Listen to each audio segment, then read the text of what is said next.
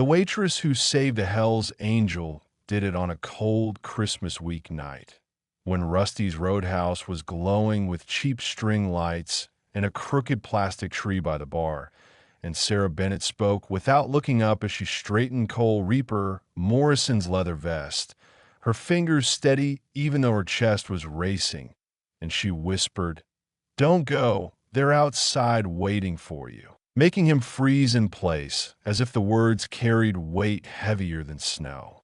Before we continue, make sure to subscribe and tell us in the comments where you're watching from. Sarah stepped back, smoothed the collar once more, and gave a small nod because her shift was over and the warning was delivered, and Cole didn't argue or raise his voice.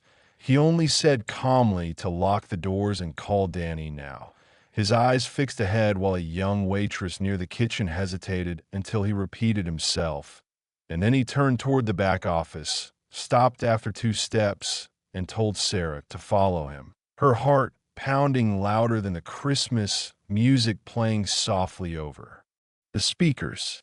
An hour earlier, she had been quietly wiping tables, doing what she always did, staying invisible because 6 months at Rusty's had taught her that silence kept you safe. And that was when she noticed them.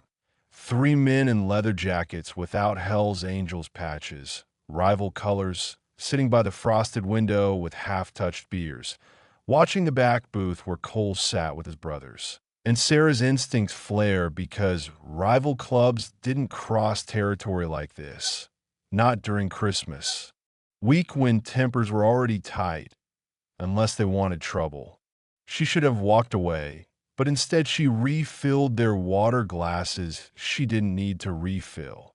And that's when she heard one of them mutter that they had 20 minutes and another say the second Cole walked out they would move, that the boss wanted him bleeding but alive for now.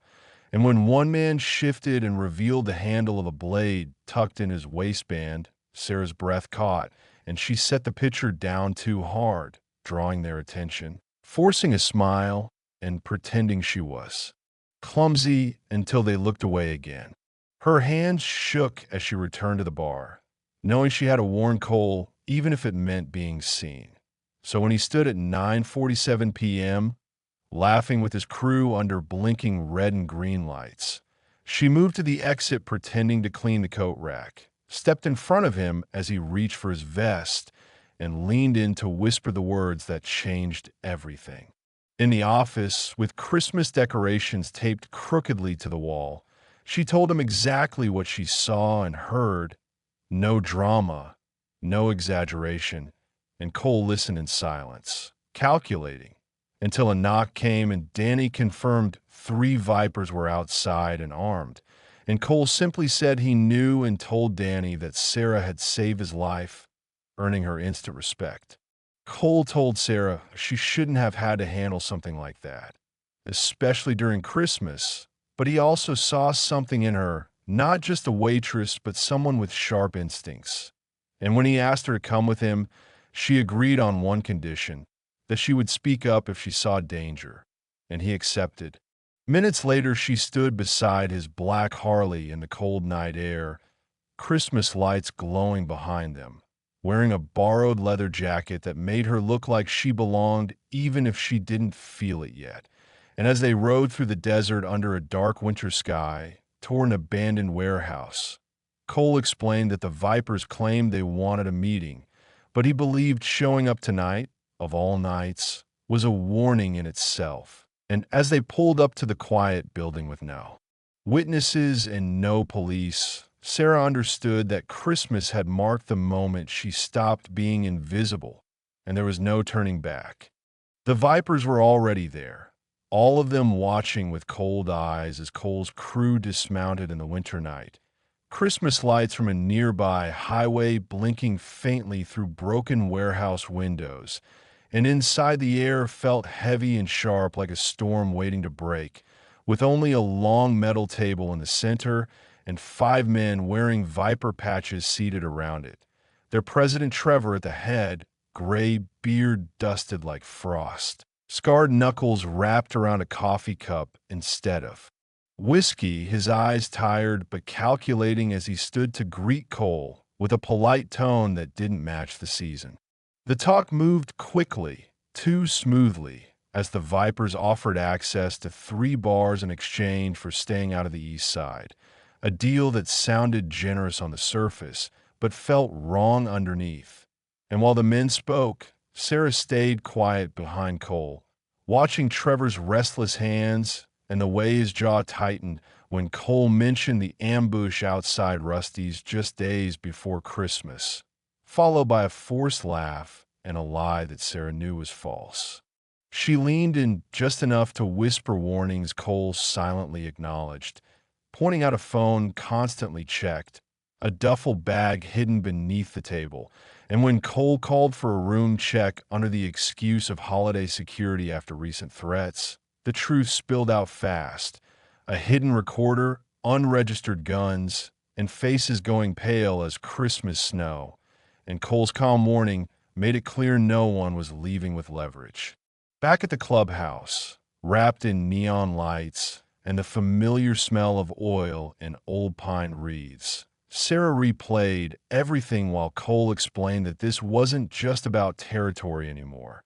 And the next morning at Rusty's, with Christmas music humming softly and customers talking about family dinners, Sarah noticed a clean-cut man who didn't belong, sitting too long, watching too closely, and when her instincts told her something was wrong, she called Cole, leading to the discovery that the man was a private investigator tied not to Trevor, but to a cartel lawyer, which shifted everything.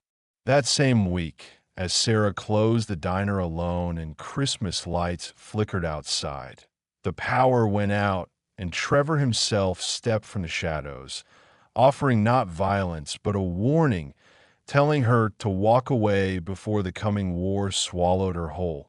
But Sarah stood her ground, calling Cole the moment Trevor disappeared into the cold night.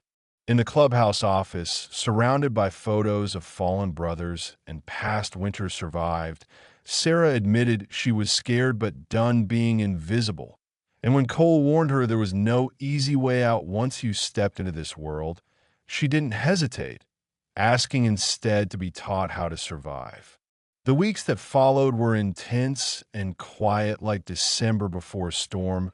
Training sessions, lessons in reading rooms, spotting danger, understanding power, until Sarah became steady and prepared.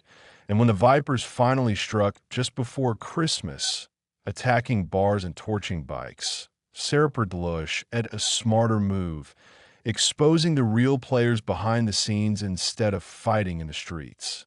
Wearing a wire and posing as a cleaner at a roadside motel decorated with fading holiday lights, she helped capture the truth, cartel money, planned takeovers, and betrayals, and within days Trevor and his allies were in custody, ending the war without bloodshed.